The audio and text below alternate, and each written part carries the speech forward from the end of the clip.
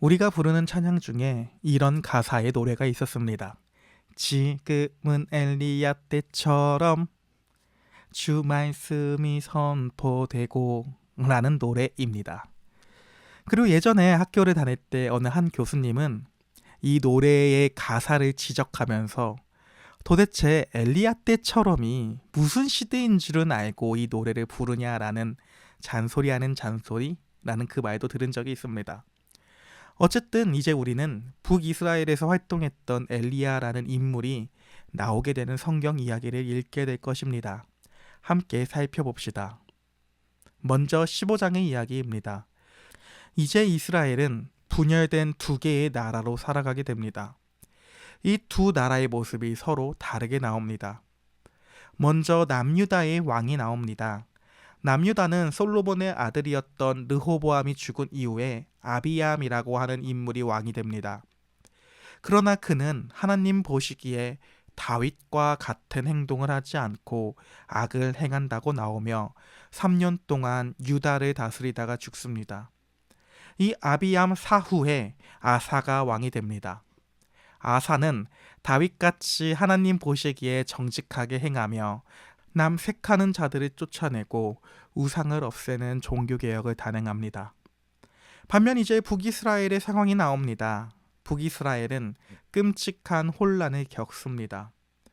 여로보암의 아들 나답이 왕이 되지만 바아사가 모반을 일으켜 나답을 죽이고 여로보암의 온 집안을 진멸해버립니다. 그리고 이는 이와 같은 심판은 선지자 아히야가 여로보암에게 예언한 그대로 일어나게 된 하나님의 심판입니다. 결국 북이스라엘에서는 권력을 향한 피바람이 북이스라엘 위에 덮치게 됩니다. 16장에서는 최악의 왕 아합이 등장합니다.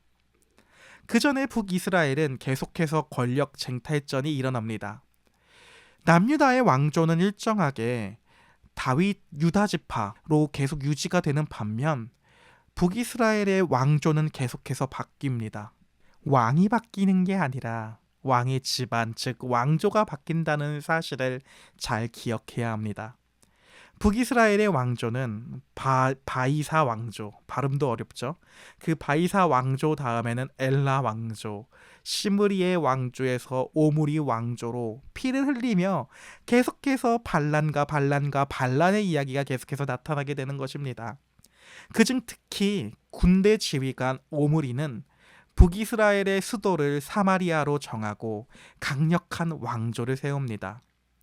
나라는 강해지는 것입니다. 하지만 이때 영적으로는 이전에 있었던 모든 왕들보다도 더욱 악한 시대를 살아갑니다. 그리고 그 오므리의 아들인 아합이 왕위에 오릅니다. 아합은 시돈의 공주 이세벨과 결혼하여 이스라엘 땅에 본격적으로 바알과 아세라 우상 숭배가 국가 종교로 지정이 됩니다. 북이스라엘의 역대 최악의 왕, 아니 모든 이스라엘을 통틀어서 가장 악한 왕이 등장하며 나라는 철저하게 영적인 절망에 빠집니다. 심지어 여호수아 시대에 무너뜨렸던 여리고성을 재건하는 이야기도 여기서 나오게 됩니다. 그만큼 아합 시대의 북이스라엘이 타락했다라는 것을 잘 보여줍니다. 그러자 이렇게 어두운 때에 하나님은 여전히 이스라엘을 버리시지 아니하고 이스라엘을 위해 일하시는 모습을 볼 수 있습니다. 바로 17장에서입니다. 17장에서는 이 어두운 북이스라엘을 밝혀주는 선지자 엘리야가 등장하게 됩니다. 아합과 아세벨의 영향으로 북이스라엘은 점차 바알 신앙의 영향을 받게 됩니다. 바알 신앙의 가장 큰 핵심은 무엇일까요? 결국 돈입니다. 왜냐하면 당시 바알은 풍요와 비를 주관한다고 사람들이 믿었으며 이는 결국 경제와 관련이 있는 종교인 것입니다. 점차 영적으로 어두운 시대가 됩니다. 이때 혜성처럼 엘리야 선지자가 등장합니다.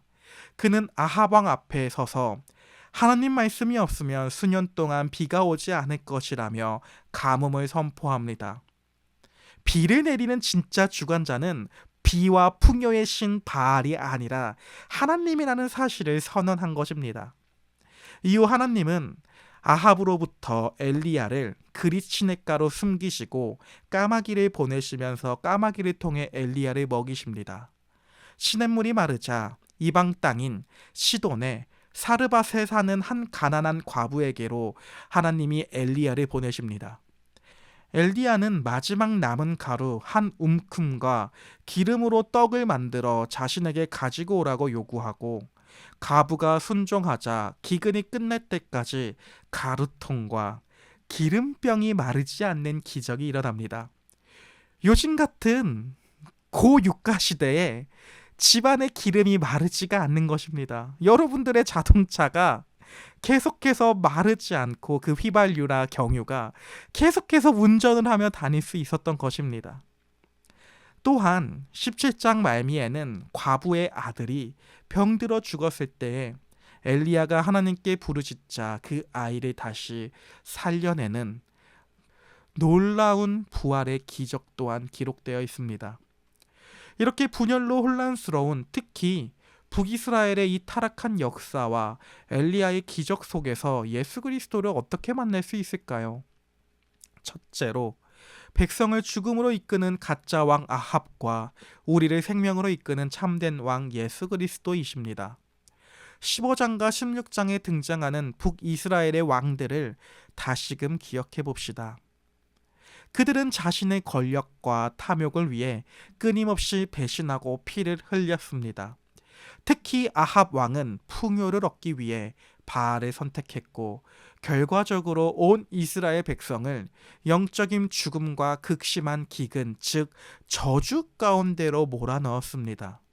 이것이 바로 인간 왕, 세상 권력의 끔찍한 한계입니다. 하지만 우리의 참된 왕이신 예수님은 어떠실까요? 이런 왕들과는 다릅니다. 북이스라엘의 왕들과는 다릅니다. 예수님은 세상의 왕들처럼 우리를 착취하거나 죽음의 길로 이끌지 않으시고, 도리어 자신의 생명을 십자가에 내어주심으로 영원한 기근에 빠진 우리에게 참된 생명과 풍요를 허락하셨습니다. 둘째로 마르지 않는 양식이 되시는 참된 공급자 예수 그리스도입니다. 17장에서 하나님은 엘리야를 통하여 사르밧 과부의 집에 가루와 기름이 마르지 않는 기적을 베푸셨습니다. 바알이 비와 풍요를 주는 것이 아니라 오직 하나님만이 생명의 공급자라는 사실을 보여줍니다.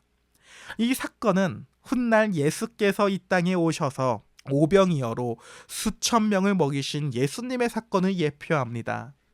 더 나아가 예수님은 요한복음 6장 35절에서 스스로 내가 곧 생명의 떡이니 내게 오는 자는 결코 줄이지 아니할 터이요 라고 선언하십니다. 세상의 헛된 우상, 즉 바알은 우리를 만족시킬 수 없습니다.